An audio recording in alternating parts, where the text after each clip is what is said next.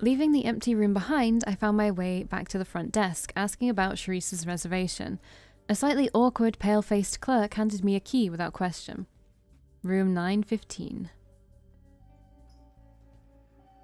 Numbly, I made my way into the elevator and up to my floor, where a posh corridor opened up to greet me. I'm sorry, I know what's coming. I need to steel myself. The room numbers felt like they passed by in a blurry marquee. 909, 911, 913, 915. My new home. It's a pretty nice bed. But still, the horse picture really freaks me out for some reason. Sparkling clean, warmly lit, beautifully decorated.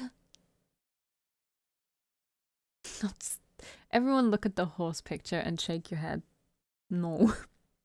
And almost too glamorous to be real. The kind of room where you'd see stars partying, orgying, and overdosing. Ringing up their agents, shutting the curtains to hide from camera flashes. Straight out of a magazine. Up close, though, I realized the room was just as dead as me. The cameras were the only thing that had made it seem so alive. But part of me had guessed that already. As I stared at one of the stock paintings on the wall, trying to figure out what emotions I was feeling, disgust. Something stirred in my gut. I don't hate horses, by the way. I just don't like horse pictures. I don't know why. A dull, aching hunger. It didn't feel like the hunger pangs I'd felt before. It was in my mind as much as my body, like an addict who needed their fix. Was it a hunger for that? As much as I didn't want to even think of it as a possibility, the idea uncomfortably wormed into my head. Well, let's just go. Let's see if we even can, at first, actually. The thought of sinking my teeth into a stranger's neck, especially considering the types who roamed LA at this hour, wasn't exactly appealing. But if I had to drink from someone else to survive, then I'd do it. I wasn't about to die of self-righteousness. I took a step towards the door, ready to go out and attempt a hunt, until I glanced at the clock. The sun would be rising in less than an hour. If I was quick and stealthy, I might be able to pull it off, but what if I couldn't make it back in time? What if I got caught? No, I couldn't hesitate. Survival had to be my top priority for now. On my way towards the exit, I paused by the mini-fridge. Out of curiosity and a slither of hope, I decided to check it, just in case, even though I wasn't sure what I wanted to see. Pulling the tiny door open, I bent down to peer inside. But instead of discovering any water or food or even ice, I saw something completely different. 3 packs of blood neatly sealed in translucent bags like morbid juice boxes. I snatched one up without thinking. At that moment, the sketchy bag looked better than a meal from a 5-star restaurant. Moving on impulse, I sank my fangs into the plastic, downing the cold liquid in giant gulps. The second it slid down my throat, a rush of energy flowed through me. The pain vanished and my body hummed with, well, not life, but something close to it. Drinking it came so naturally, and each sip tasted better than the last. But in the back of my mind, I knew that I'd lost some part of myself at that moment, something that might never come back. So I drank until the bag was empty, and it was over. No. A knock at the door interrupted my dinner. I threw the empty bag into the trash can, quickly wiped off my bloody lips, and reached for the door. I thought Sharice and Marcus had left, but maybe one of them had come back to tell me something? I'm sorry, I know this is I'm gonna go into Marcus's route here, but I don't know why this bloody guy affected me so badly. Oh, good evening. A gentle, melodic voice purred out from the man before me. I'd never seen his face before, but his too pale skin and flashing fangs immediately gave away what he was. A sudden flashback clouded my vision. What? What was that? Did that happen before? I'm gonna have to check that out after this. But it instantly vanished and I found myself staring at the man once more. You're Valkii, aren't you? Please tell me I'm right. I can be nice to him, right? I can still be like flirty with him and it won't matter, right? I'll do it. I'm sorry. I wish handsome strangers knocked on my door every night. You let out a soft, surprised laugh and a delighted grin curling on his lips. I wanted to talk to you just for a little while. Promise I won't steal too much of your time. Sure, come on in. Thank you.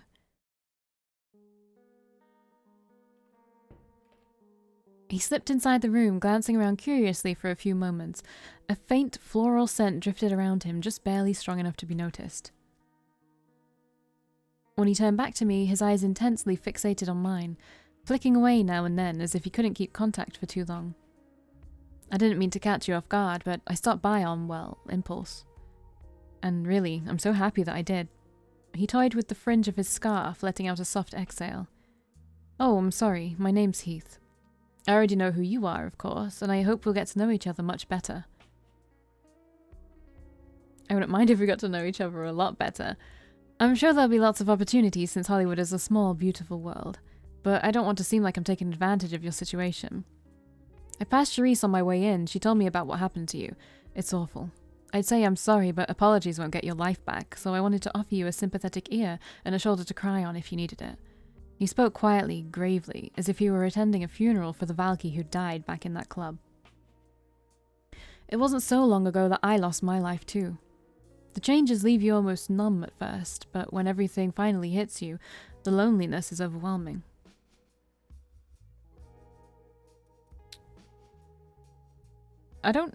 Whatever. I'm just gonna... I feel like maybe me saying this stuff to Heath won't really matter. Many of us do. The sunrise, food and drink, the people you love, a racing heartbeat, the warmth of someone close. Heath closed his eyes tightly, biting his bottom lip. All of it gone before you can even kiss it goodbye, and from there, it's too easy to just fade away into oblivion. I need to pause for just 1 second. Right. I don't know if I read that, sorry. My cat's being silly. Okay, he let out a quiet sigh, running a hand through his feathery hair. It was a little surprising how much my situation seemed to upset him, considering the apathy or amusement everyone else had shown so far. Charisse mentioned your house, too. Houses, well, they're supposed to be the core of who we are in this hidden world, what defines us and what sets us apart. Our gazes met for a few moments. He kept his head slightly lowered, either from shyness or a conscious effort to be coy. I've always found Golgotha like you to be so fascinating, beautiful in a haunted way. You're different from Markus, still warm and lifelike, not cynical and cold. But there's still a haunting mystery in your gaze, like silk draped over dark secrets.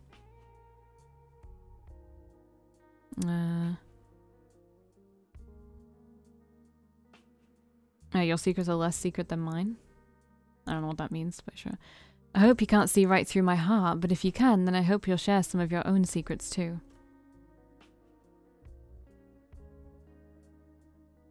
I don't mind sharing, but can you handle the secrets I see? Maybe I can't, but that doesn't mean I won't try, especially if it means learning more about you. I'm sorry, Heath. We're not meant to be this time around. We're not meant to be. Heath studied me for a moment in silence before his gaze shifted to the window. I glanced past him at the glittering cityscape, only to meet his stare again in the glass's reflection. His expression had quickly sobered. The way his mood seemed to shift so quickly caught me off guard. It was like they flicked on and off at a whim. You know, a few years ago, you would have had a group of Golgotha to welcome you into this new world. But now, well, with the war going on, everyone seems more interested in protecting themselves than helping each other, even their own house members. I can't stand it.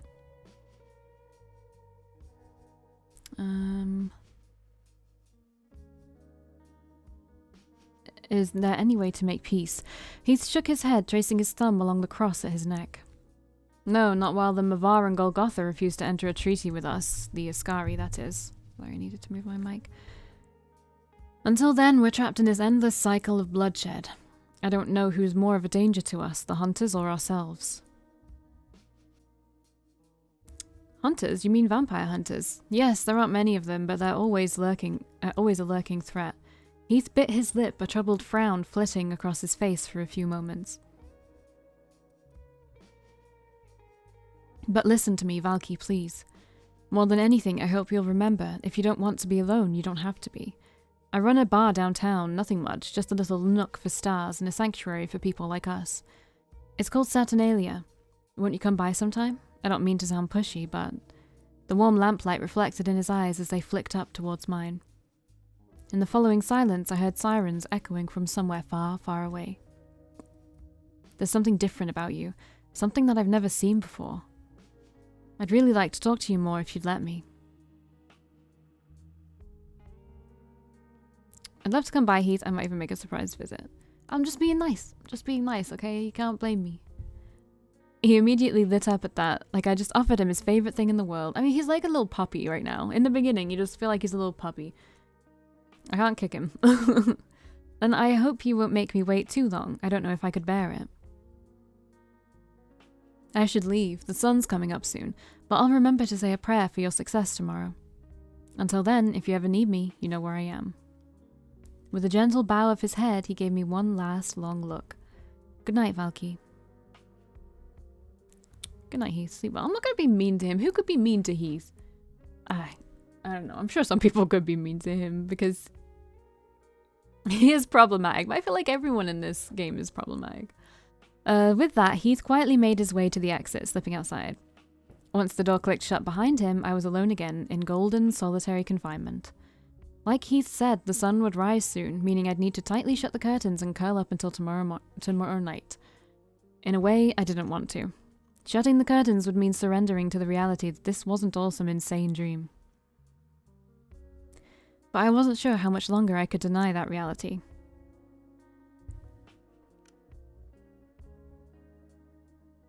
With the coming sunrise safely hidden away, I turned off the bedroom lights.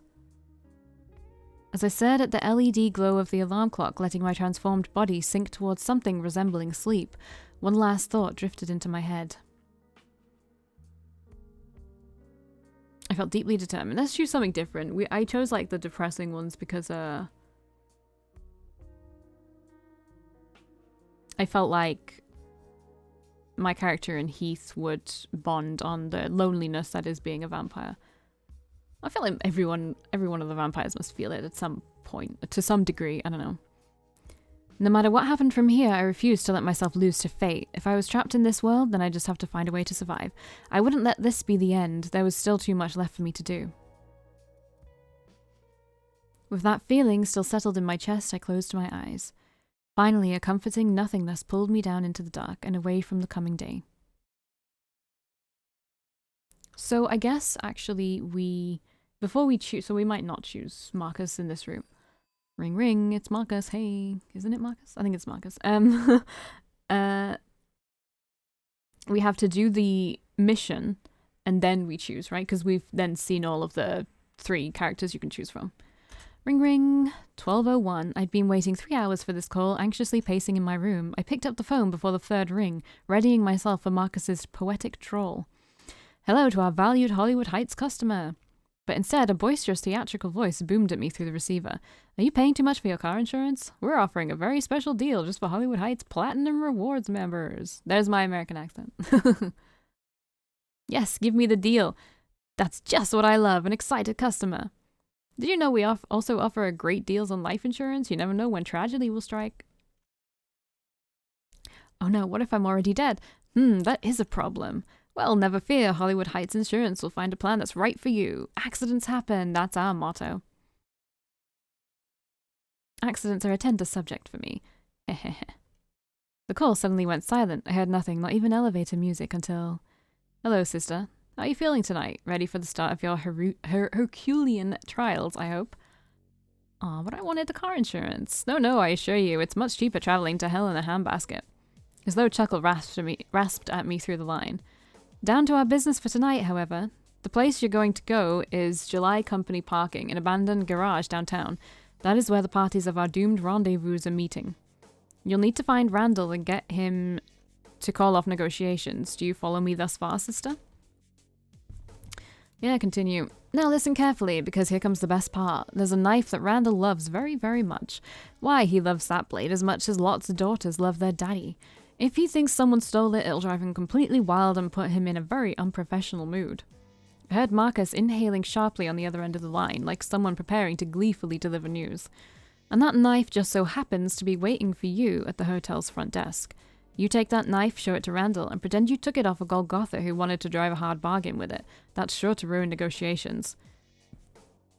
I rather doubt Randall would mistake you for one of his unwashed lackeys, but Charisse says he'll be seeing too much red to care.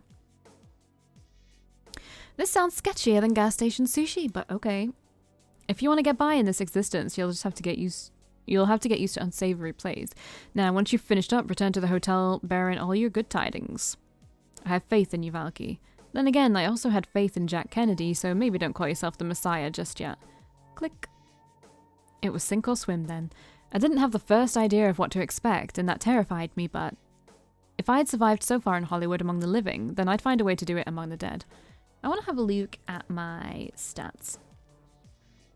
So am I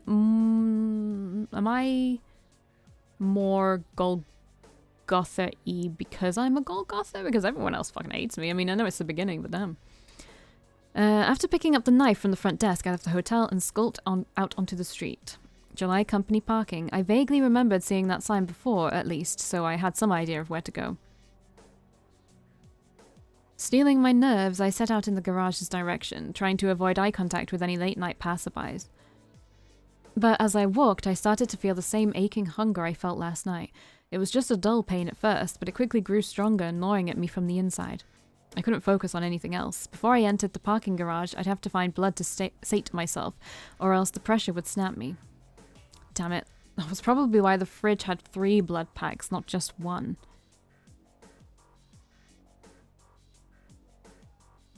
Just then, my heightened senses picked up a scent. Down the alley. The scent of a mortal. Alone. There was no one else nearby, which meant I could feed on them if I wanted to. The pain was getting worse. My body ached, my head spun, and the whole world pulsed in front of me. Let's give in. Just give in straight away. It was no use. I needed to feed. I needed blood. Warm blood.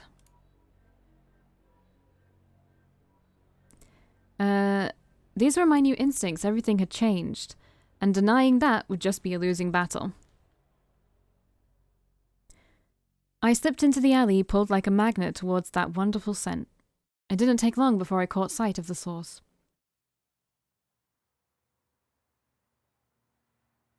The young man let out a gasp when I stalked up to him. He'd been taking a piss behind the dumpster, but quickly zipped himself up and cleared his throat. Hello. Can I help you with something? I'm just on my way home from work.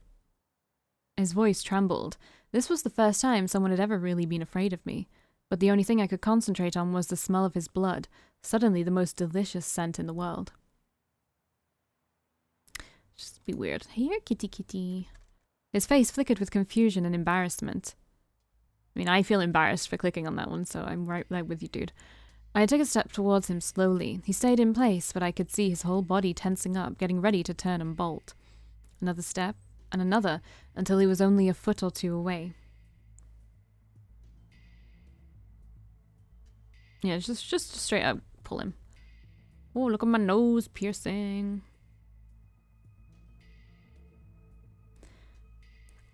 Ah. He cried out, but didn't try to struggle. In fact, it almost sounded like he was hiding his excitement. I squeezed him in an embrace, managing to fight the agonizing hunger for a few more seconds. You're dreaming, don't worry. With a shuddering breath, he closed his eyes, weakly clutching at my shirt. My lips met the side of his neck, fangs extending, I pressed them into his flesh.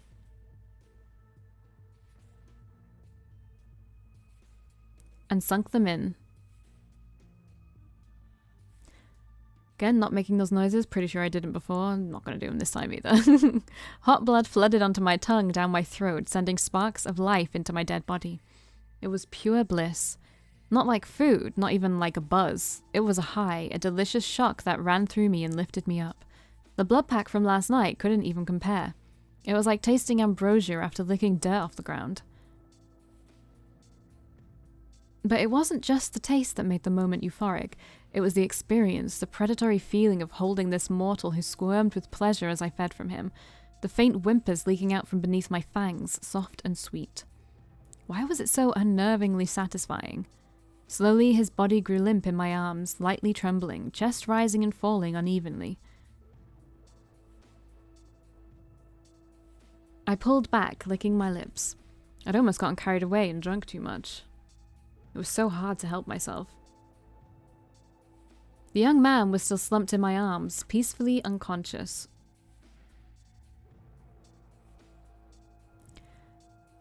I could still feel his heart beating, and his skin didn't look too pale. He'd wake up before long, or so I hoped. But I couldn't waste any more time. I needed to head towards the garage and to catch the meeting before it ended, so I decided to literally just carry him somewhere safe. It's so rude not to. This was LA at night, and leaving an unconscious guy lying in the alley was probably only a step away from manslaughter. Funny how this boy was more in danger from his fellow man than from a monster like me. Grabbing him under his arms, I dragged his ragdoll body through the shadows, searching the nearby buildings for a safe place to leave him. It wasn't long before I found an old dentist's office, long since abandoned. I kicked open the door and set the man down inside the dark, dusty waiting room, tossing the rug on top of him for a blanket. Better than nothing, probably.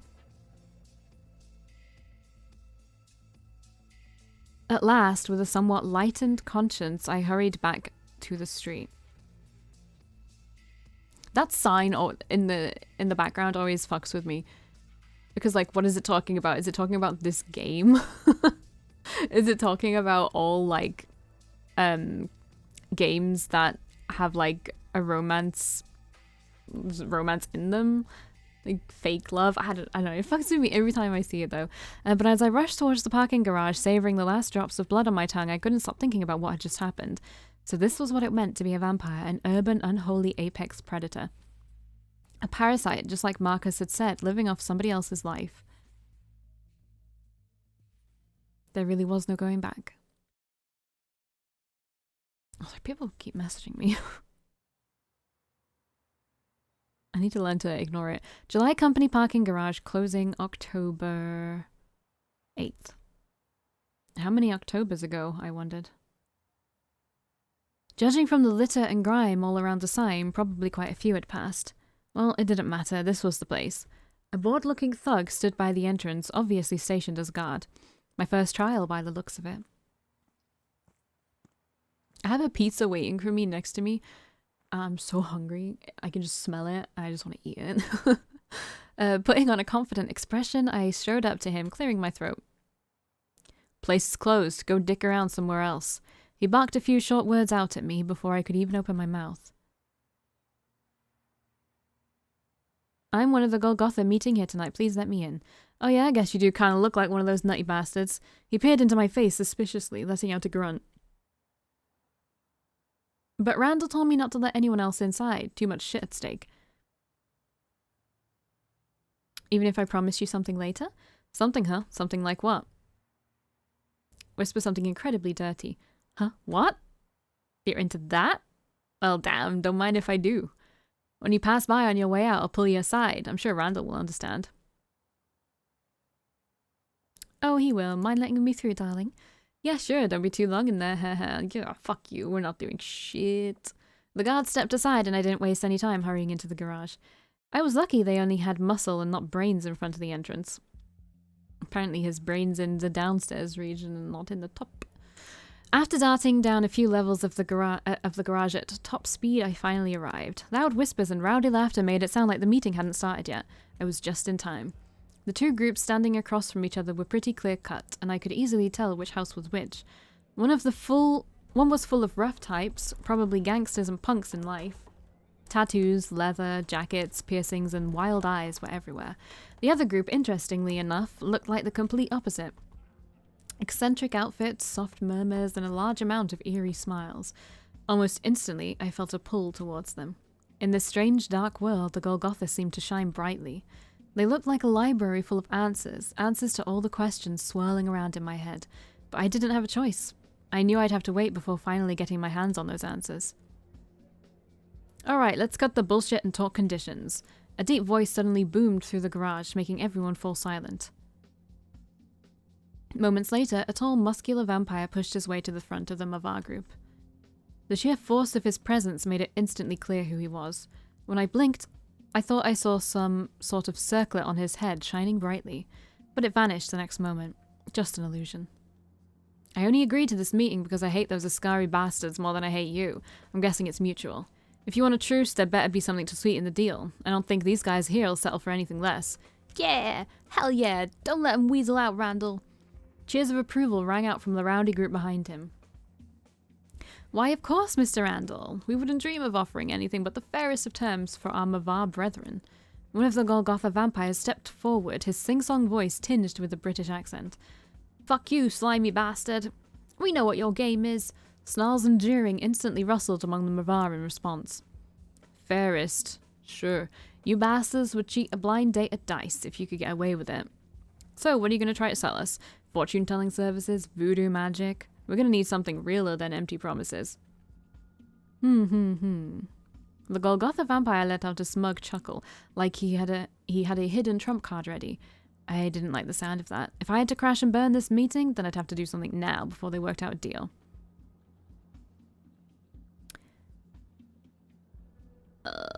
Let's do something different. Hold the fuck on. My voice echoed through the garage, painfully loud. A sea of surprised, quizzical glances flooded towards me. Seizing the moment, I hurried up to Randall's side. He gave me a skeptical look, one brow arched in a "are you crazy" sort of way. I pulled out his knife and held it in my palms, trying to keep my face from revealing anything. Whatever I said next was going to have to be damn convincing, or else. I've got a scepter for the rebel king. Yeah, let's just go full Golgotha, shall we? I've got a scepter for the rebel king. Christ, who let one of the crazies come over here? I don't know what you're... What the?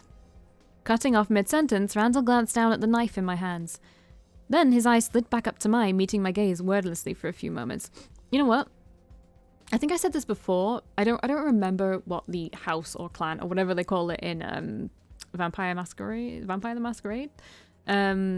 But their eccentric lot, I feel like this has a lot of that in it. Like the Golgotha are that.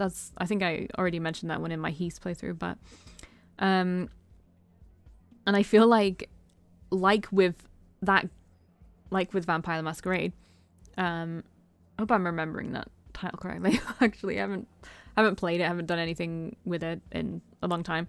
But like you always got like weird dialogue options, and I feel like it does this as well, so that's actually going to be kind of interesting. Yeah. Then his eyes slid back up to mine, meeting my gaze wordlessly for a few moments. You got this from... one of my siblings. Huh? You mean a Golgotha? He took a deep breath. These they stole it from me? Holy hell. Oh jeez, oh crap, oh holy gosh. Excuse me? Mr. Randall, would you mind explaining what's going on? The leader of the Golgotha group called over to us, clearly confused. Damn it, I can't deal with this shit right now. Mr. Randall, awfully sorry to interrupt, but we'd really like to present our term. Get the fuck out of here. All of you bastards, meeting's fucking cancelled. Randall's angry command echoed through the garage, loud enough to make a few vampires wince. And you guys, make sure these motherfuckers scurry back to their rat holes. He addressed his own group with a low growl, which was met with hurried nods and eager knuckle-cracking. I'll meet you outside in a little while. Go on, get going. Alright, you heard the man. Come on, let's go. Within seconds, the garage turned into a chaotic mess of Golgotha vampires fending off rabid Mavar who pushed and shoved them to the exit. It was easy to tell how much Randall's group was hungry for a fight, but the Golgotha vampires stayed placid, like they refused to give the Mavar what they wanted. And the confusion and shouting went on for a few hectic minutes, but eventually the garage emptied, leaving behind only Randall and me.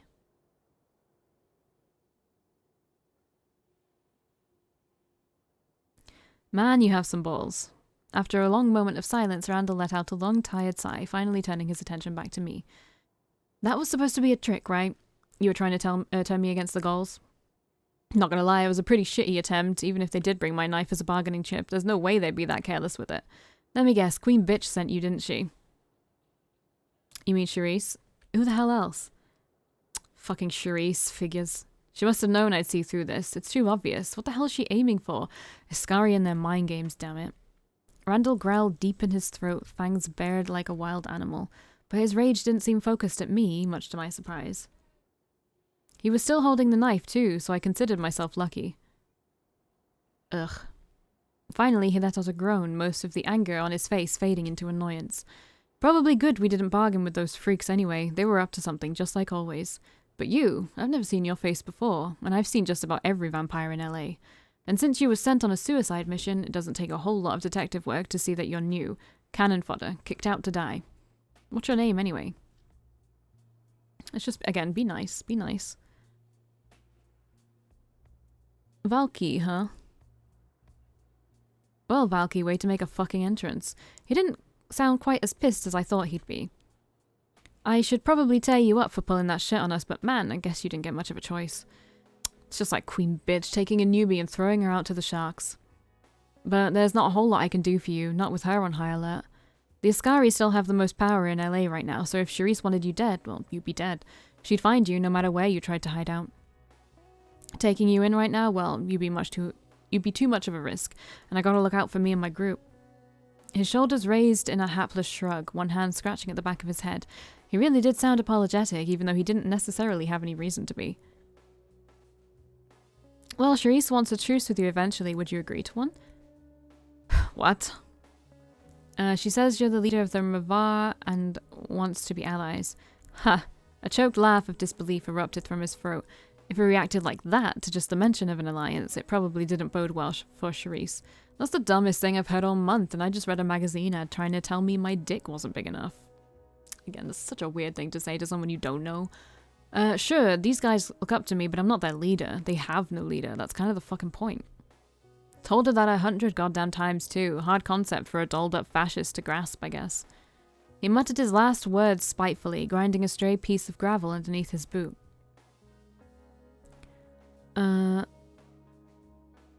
Yeah, I think Charisse might have been pals with Stalin. Ha, she's been around long enough, that's for sure.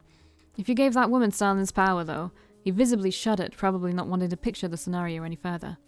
Christ, I can't believe Queen Bitch thinks I'll work under her. Every Iskari is always out to use or kill you for power. That's just how it goes.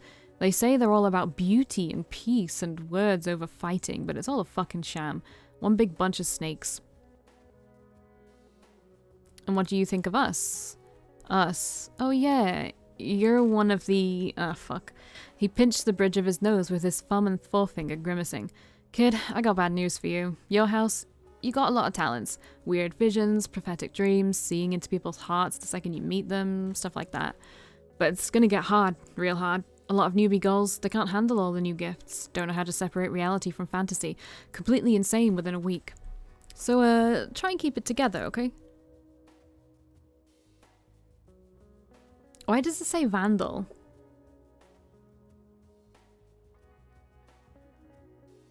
I think I'll be fine, but thanks.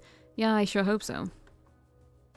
Anyway, if you haven't met Markus yet, I should hook you up. He's the best ghoul. Hell, one of the best guys, period, I know around here. I wish I could phrase things as confusingly as he does. Oh, don't sound so bummed out, newbie. You'll pull off the crazy prophetic vibe someday. I got a feeling. Grinning broadly, he flashed me an encouraging wink. Was that supposed to be a compliment? Markus, man. I used to hate his guts since he was always playing nice with Queen Bitch, not to mention that slow, preachy way he talks. But then, when I shut up and actually listened to what he said, I realized he's got it all figured out. The politics, the mind games, everything. Randall paused, shaking his head in bemused awe. He didn't seem like the type of guy who'd respect just anyone, so the fact that he thought so highly of Markus must have really meant something. That guy could be king of Los Angeles if he wanted to. Hell, probably the whole world. But instead he just hangs around in his pawn store and sells giant rubber dicks. Really makes you think, doesn't it? Ha ha ha. Yeah, it makes you think, yeah. Randall clutched his stomach, doubling over as if he'd just cracked the best joke of the century. So Iskari are the kiss of death, Golgotha are the sound of death, what about the Mavar? Kind of a fancy way of putting it, but sure. Not a whole lot to say about us, really. Mavar don't complicate shit. We just don't stand for the unfair rules, and Queen Bitch is full of them. Vampires should be able to do whatever the hell they want. I still disagree with you, Randall. No murder sprees, and no revealing your nature in public. Aside from that, we like to live our unlives as we damn well please, usually on the wilder side. Got a problem with another vampire? Face them head on, no politics. That shit's for the Ascari. We're beasts after all, and Mavar don't hide from that. We embrace it. Interesting, dangerous, but interesting. No more dangerous than Ascari scheming or Golgotha mind games. We don't dance around shit. And that's how it should be. If you slap rules onto a world as dangerous as ours, you're gonna have a problem. Trying to make crazy powerful creatures all play nice with each other is a recipe for fucking disaster. Lying, murder, theft, it's a piece of cake for us. Whatever, you'll understand one day. With a wry smile, Randall reached out to clamp a large hand on my shoulder, squeezing it roughly. Alright kid, it's been fun, but I need to go make sure the others aren't running down goals in the street or anything else too crazy. I'm usually at the beach with my crew, so if you ever decide to hop onto the winning team... He trailed off and clicked his tongue playfully, winking at me. Is this just like a weird, is this like a Golgotha thing? Like, constantly getting his name wrong? That's so funny. Thanks, Randall. Nah, no need to thank me. I feel like it'd make him completely hate me if I kept getting his name wrong, though. We were all newbies once. I do try my best to remember that. Alright, and with that, we parted ways, and I will see you in the next one. Bye.